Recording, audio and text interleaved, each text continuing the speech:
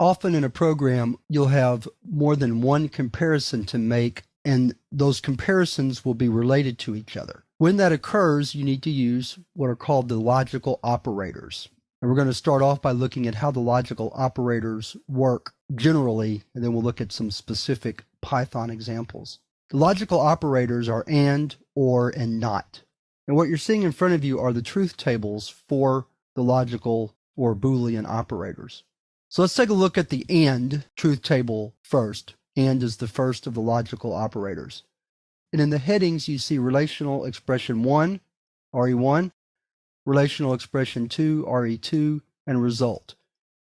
And this table demonstrates what occurs when two relational expressions, RE1 and RE2, are combined using the AND logical operator.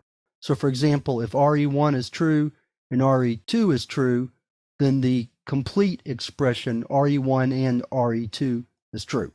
Then you'll see if RE1 is true and RE2 is false, then the whole expression is false.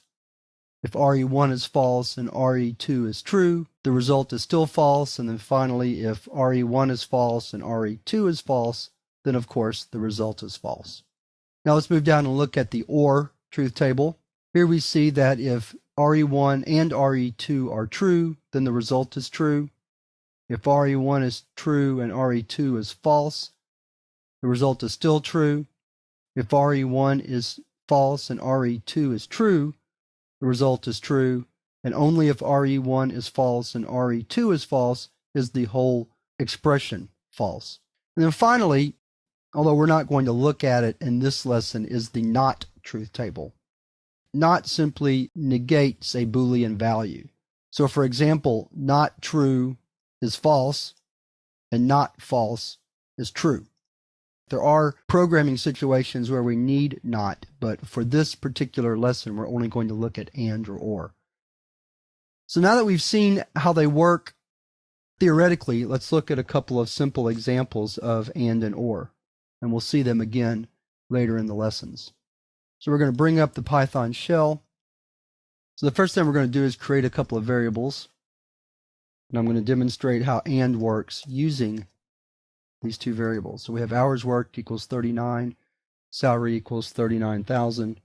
So we might have a payroll program that will have the relational expressions hours worked greater than 40 and salary less than or equal to 50,000. In other words, this is how we probably pay overtime based on whether or not a worker has worked over 40 hours in that pay period for a week and their salary is less than or equal to 50,000.